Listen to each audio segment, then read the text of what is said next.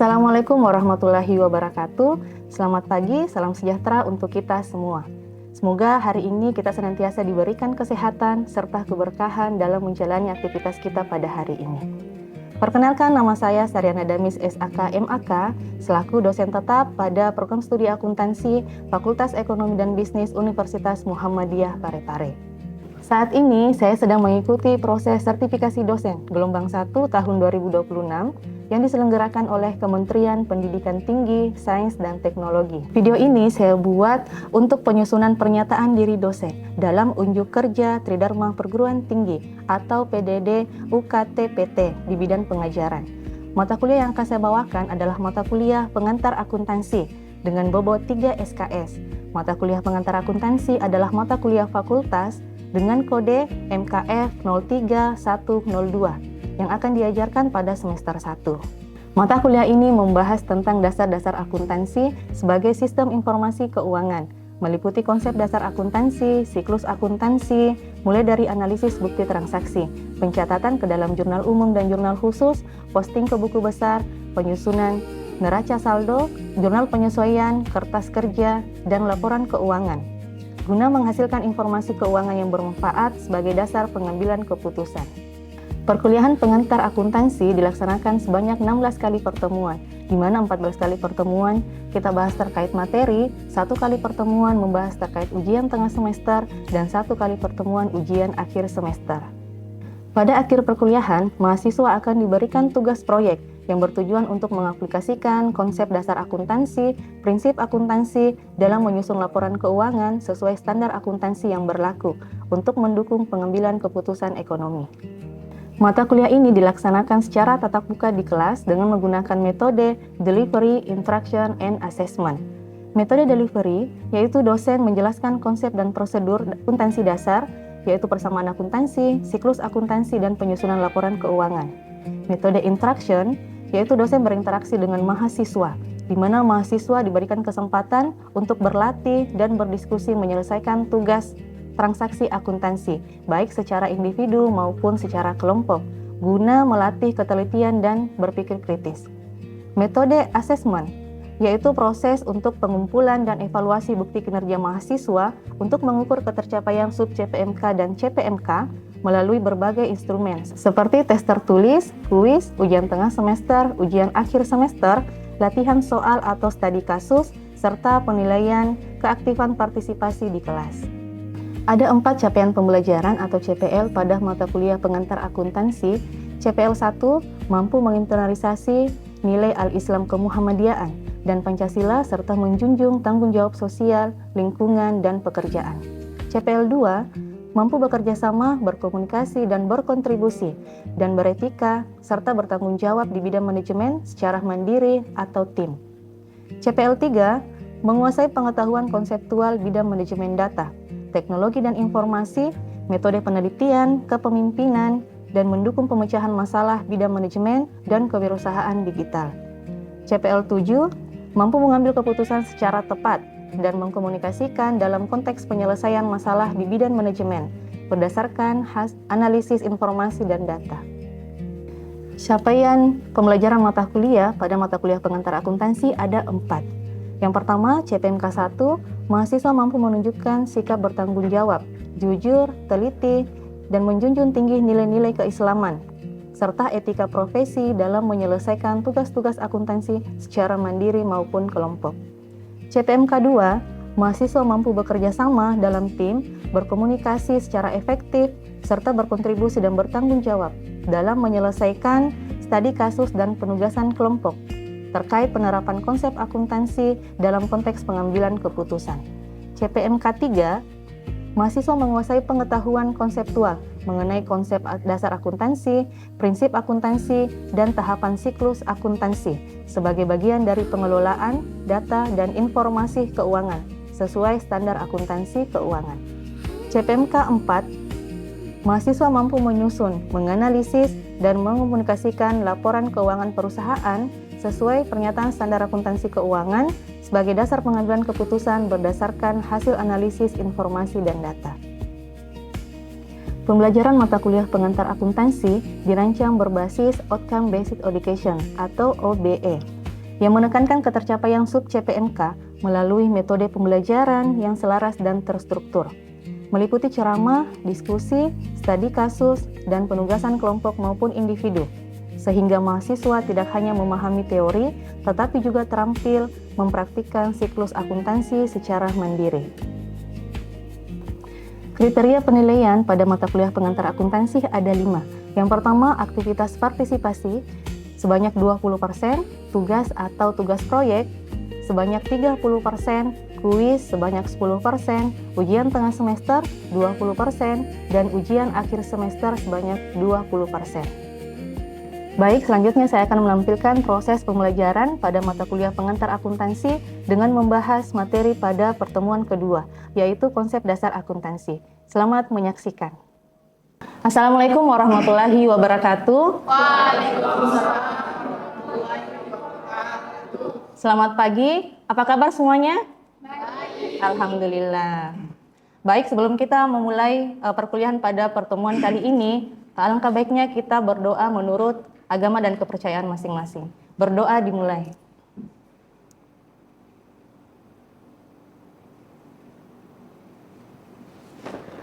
Selesai. Baik, hari ini kita akan membahas terkait konsep dasar akuntansi. Jadi sebelum kita masuk pada materi konsep dasar akuntansi, saya mau merefresh dulu apa yang kita pelajari minggu kemarin ya, atau pertemuan 1. Jadi pertemuan 1 itu kita sudah membahas pengertian akuntansi, tujuan akuntansi ya. Ada yang mau mengemukakan pendapatnya terkait apa itu akuntansi? Oke, silahkan. Menurut saya itu akuntansi adalah sistem informasi yang mengidentifikasi maupun mencatat ataupun mengomunikasikan peristiwa ekonomi kepada penggunanya untuk mengambil keputusan. Oke, baik. Jadi adalah proses pencatatan ya untuk pengambilan suatu keputusan. Ada lagi yang mau berpendapat? Apa kira-kira itu akuntansi? Siapa yang mau berpendapat? Oke, silahkan Miftah. Jadi menurut saya itu akuntansi adalah proses mencatat, mengelompokkan, menghitung dan melaporkan suatu kondisi keuangan, semua transaksi keuangan agar kita mengetahui kondisi keuangan suatu usaha atau organisasi. Oke, baik. Jadi akuntansi itu adalah proses pencatatan, penggolongan, pengiktisaran, dan penyusunan laporan keuangan agar menjadi suatu informasi keuangan. Nah, tujuannya adalah pengambilan keputusan ekonomi ya. Oke, satu lagi saya mau tanya. Ada yang masih ingat apa kira-kira tujuan dari akuntansi? Oke, silahkan. Baik, tujuan akuntansi yaitu menyediakan informasi keuangan yang dapat dipercaya mengenai sumber daya ekonomi, aset, kewajiban, dan modal suatu entitas. Oke, jadi tujuannya adalah menyediakan informasi keuangan.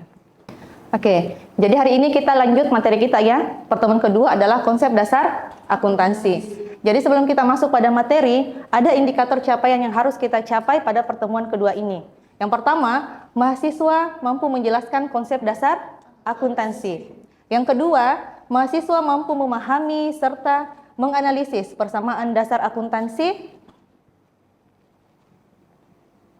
yaitu aktiva, kewajiban, dan modal. Yang ketiga, mahasiswa mampu menjelaskan prinsip dasar akuntansi. Jadi ketiga poin ini, ketiga indikator ini yang akan kalian capai pada pertemuan kedua. Oke, kita masuk pada apa itu konsep dasar akuntansi. Jadi konsep dasar akuntansi adalah kerangka berpikir atau aturan mendasar yang menjadi landasan dalam mencatat, mengukur, dan menyajikan informasi-informasi keuangan.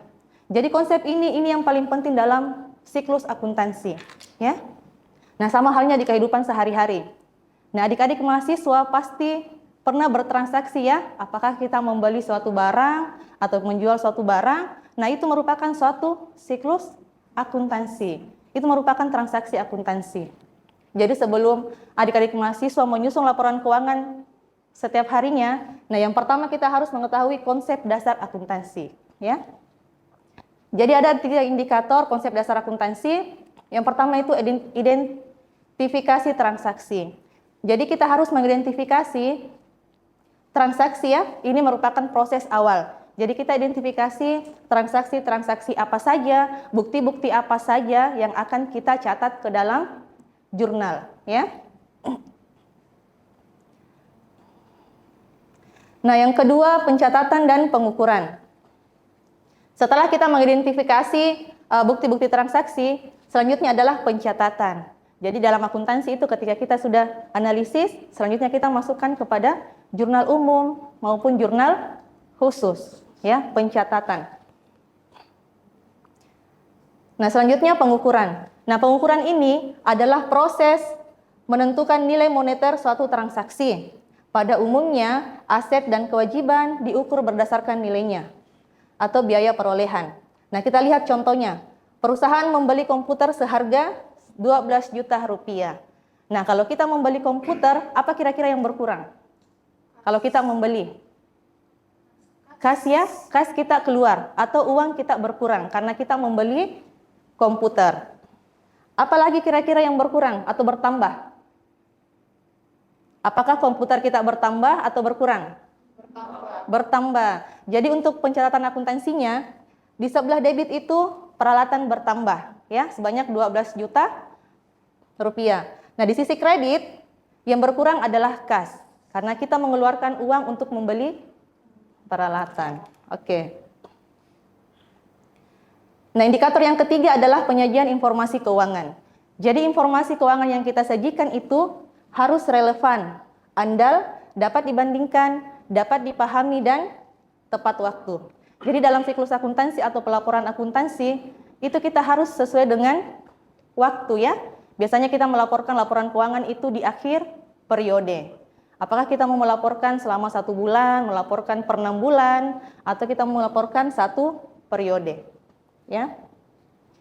Jadi laporan keuangan yang dihasilkan ada 5. Yang pertama itu laporan laba rugi. Yang kedua, laporan perubahan ekuitas. Yang ketiga, laporan neraca. Keempat, laporan arus kas. Dan yang kelima, catatan atas laporan keuangan. Jadi ini inti dari laporan keuangan. Nah, dari laporan keuangan tersebut, kita bisa menghasilkan keputusan-keputusan ekonomi. Oke, kita masuk pada persamaan dasar akuntansi. Nah, persamaan dasar akuntansi ini, aktiva sama dengan kewajiban tambah modal. Ada yang tahu apa itu aktiva? Aktiva, aset, harta, atau ada yang tahu contoh akun yang ada di aktiva? Belum ada ya? Nah, jadi aktiva ini adalah sumber daya. Nah, salah satu akunnya itu ada kas, ada piutang, ada perlengkapan, ya, jadi semua yang ada di dalam sumber daya. Nah, kewajiban, kalau kewajiban apa itu kewajiban? Ya, kewajiban adalah utang. Kalau kita berhutang berarti kita wajib membayar. Sama halnya ini, kewajiban adalah utang. Nah, kemudian modal. Modal itu apa? Modal adalah hak pemilik, ya. Oke, jadi ini persamaan dasar akuntansi. Aktiva sama dengan kewajiban tambah modal. Nah, ada 3 unsur utama. Jadi ada aktiva atau aset, liabilities atau liability atau kewajiban, ekuitas, equity atau biasa dikatakan sebagai modal, ya. Jadi aset ini adalah sumber daya yang dimiliki dan dikendalikan perusahaan memberikan manfaat ekonomi di masa depan. Itu adalah aset atau aktiva. Liabilities, kewajiban perusahaan kepada pihak luar atau kreditur yang harus dilunasi. Biasanya kan suatu perusahaan itu meminjam uang ke bank, itu artinya utang, ya. Kita berhutang kepada kreditur. Yang ketiga, ekuitas. Ekuitas ini atau klaim pemilik atas aset perusahaan setelah dikurangi liabilities. Ya, jadi nanti kalian pasti akan paham bagaimana proses pencatatannya ketika kita sudah masuk penjurnalan dan laporan keuangan. Oke, jadi ada lagi rumus yang bisa kita perluas. Kalau tadi itu hanya 3, aktiva sama dengan kewajiban tambah modal. Nah, kalau ini ada lagi, aktiva sama dengan kewajiban tambah modal dikurang tambah pendapatan dikurang beban dan dikurang priva, ya. Nah, mengapa kira-kira rumus ini perlu diperluas? Karena pendapatan ini menambah ekuitas karena memperbesar sumber daya perusahaan. Yang kedua, beban. Beban ini mengurangi ekuitas karena merupakan pengorbanan sumber daya untuk memperoleh pendapatan. Yang ketiga, price, yaitu mengurangi ekuitas karena merupakan pengambilan aset perusahaan untuk kepentingan pribadi pemilik. Jadi priva itu adalah pengambilan pribadi, ya. Ini bisa mempengaruhi modal. Oke, selanjutnya kita masuk pada prinsip dasar akuntansi. Nah, prinsip dasar akuntansi ini ada 4 indikator. Yang pertama, biaya historis atau historical cost, yaitu aset dicatat sebesar harga perolehan pada saat transaksi terjadi, bukan berdasarkan nilai pasar saat ini. Jadi kalau kita beli aset, itu harganya kita catat pada saat kita beli. Kalau harganya 50.000, kita catat 50.000, walaupun harga jualnya di pasar adalah 70.000, ya. Nah, yang kedua, penandingan, yaitu beban diakui atau dipadankan dengan pendapatan yang dihasilkan dalam periode akuntansi yang sama, sehingga laba atau rugi dapat disajikan secara wajar. Yang ketiga, pengakuan pendapatan atau revenue recognition, yaitu pendapatan diakui pada saat diperoleh atau jasa telah diserahkan, bukan saat cash diterima. Yang keempat, pengungkapan lengkap. Laporan keuangan harus mengungkapkan seluruh informasi keuangan berupa material dengan relevan agar dapat dipahami dan dapat digunakan sebagai dasar pengambilan keputusan oleh para pengguna laporan keuangan. Jadi ini 4 dasar prinsip dasar akuntansi.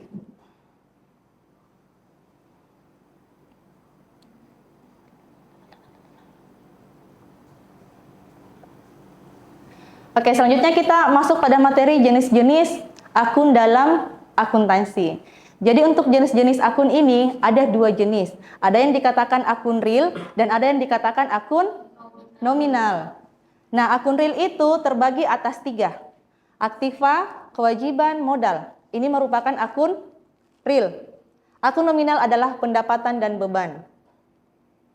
Jadi akun real ini akan saldonya ini akan berkelanjutan, jadi tidak ditutup di akhir periode. Kenapa tidak ditutup? Karena ketiga akun tersebut ini akan menjadi neraca awal di awal periode atau di periode berikutnya. Nah, beda halnya dengan akun nominal atau laba rugi. Nah, akun nominal ini pendapatan dan beban. Jadi di akhir periode kita akan menutup akun tersebut, kedua akun tersebut. Karena kenapa? Pendapatan dan beban ini tidak menjadi saldo awal di periode berikutnya. Pendapatan dan beban kita cukup kita ketahui di periode itu saja. Jadi akhir periode kita tutup.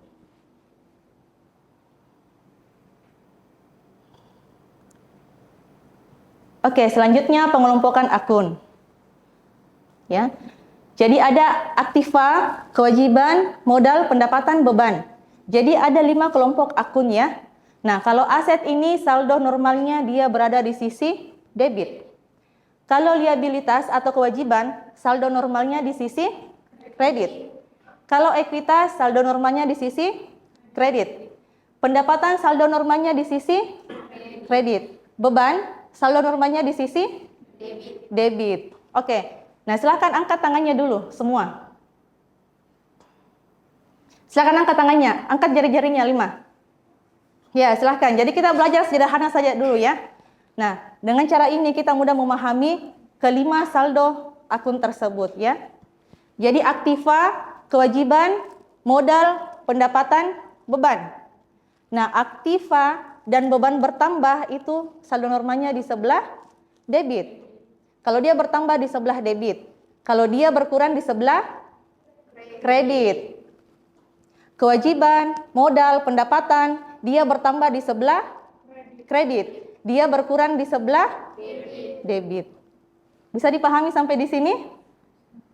Ya, jadi kalau mau mudah mengetahui saldo normal akun, silahkan diangkat saja tangannya atau jarinya 5 ya. Aktiva, kewajiban, modal, pendapatan, beban. Aktiva dan beban bertambah di sebelah debit, dia berkurang di sebelah kredit. Kewajiban, modal, pendapatan bertambah di sebelah kredit, berkurang di sebelah debit. Ya, jadi kalau kalian sudah paham ini, insya Allah pengerjaan transaksi-transaksinya nanti insya Allah bisa dijawab ya.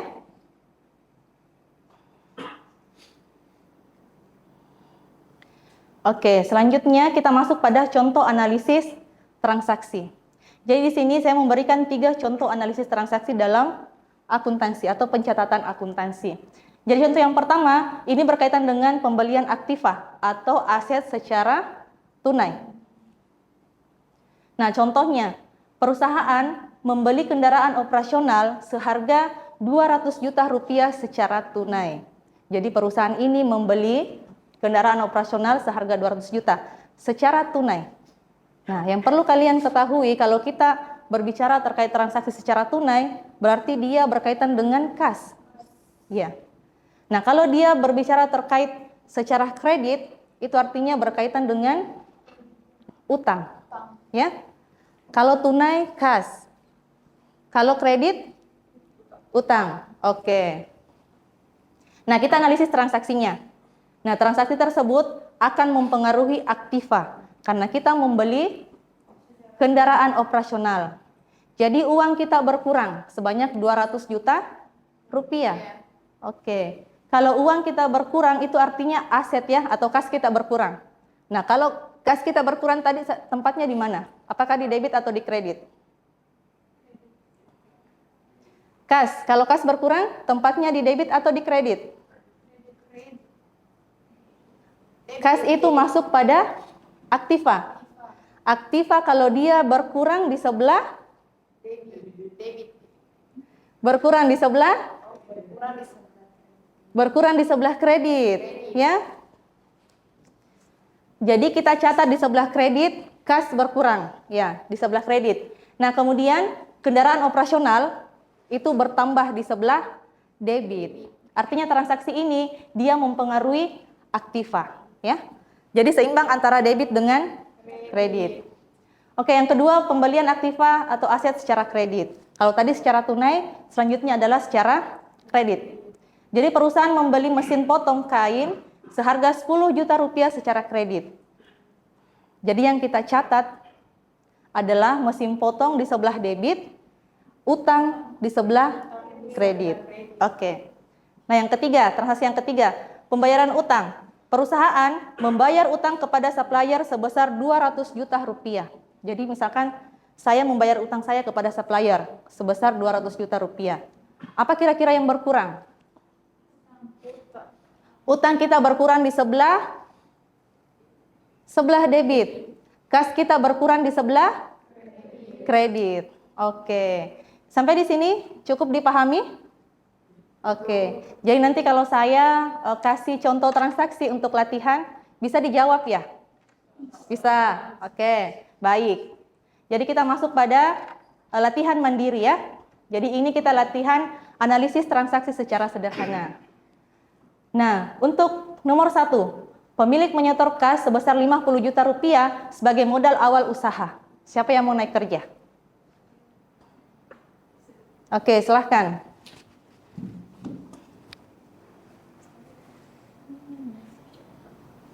Oke, silahkan dikerjakan.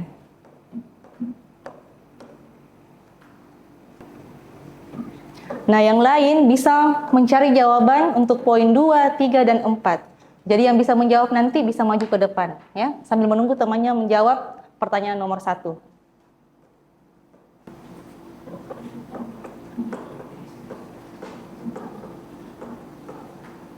Oke, silakan turun ke bawah.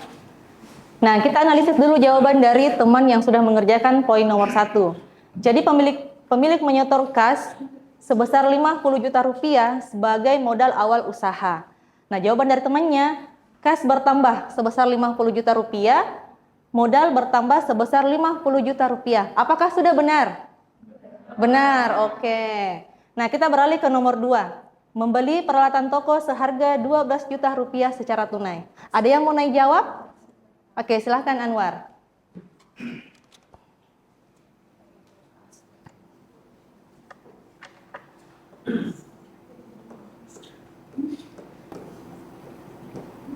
Oke, jadi adik-adik mahasiswa bisa juga berlatih mengerjakan transaksi-transaksi akuntansi dengan mencatat pengeluaran adik-adik mahasiswa setiap hari. Misalkan kalian membeli buku, nah silahkan dianalisis transaksinya. Kalau saya membeli buku, apa yang berkurang, apa yang bertambah, atau bahkan di sini sudah ada yang mencatat pengeluaran keuangannya setiap minggu. Ada yang mencatat? Setiap bulan ada yang mencatat. Oke. Jadi kalau kita mencatat pengeluaran kita, artinya kita bisa mengetahui berapa uang yang kita gunakan selama 1 bulan. Kita bisa melihat apakah pendapatan saya lebih banyak atau beban saya yang lebih banyak, ya.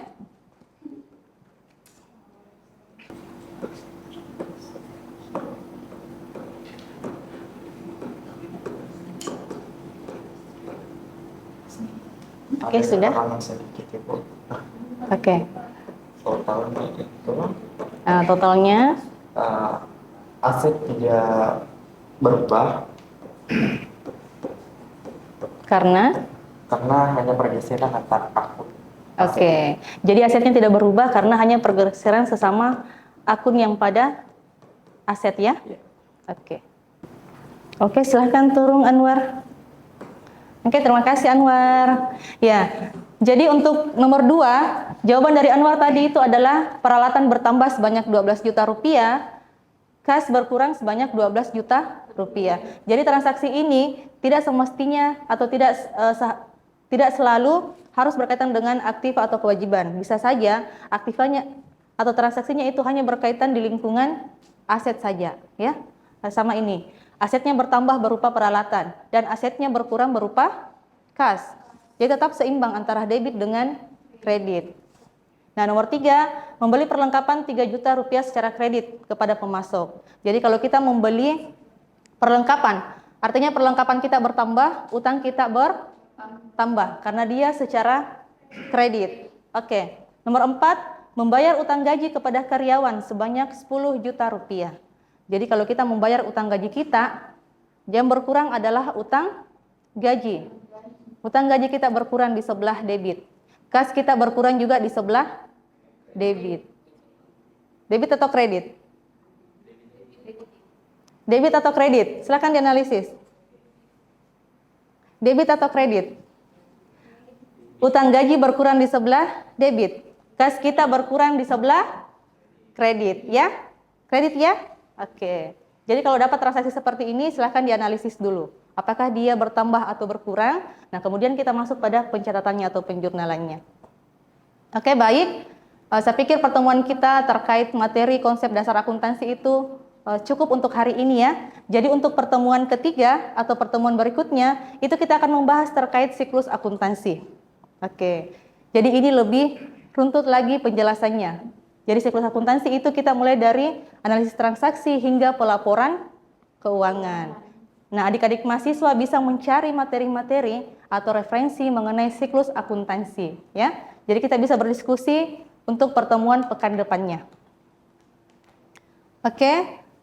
Terima kasih atas kesempatan adik-adik sekalian, ya. Semoga apa yang kita pelajari hari ini bisa bermanfaat untuk kita semua dan bisa diterapkan dalam kehidupan sehari-hari.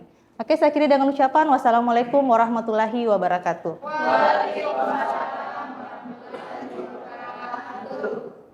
Demikian proses pembelajaran pada mata kuliah pengantar akuntansi. Ini disusun sebagai bentuk pertanggungjawaban pelaksanaan Tridharma perguruan tinggi di bidang pengajaran. Atas perhatian dan kesempatan yang diberikan, saya ucapkan terima kasih. Wassalamualaikum warahmatullahi wabarakatuh.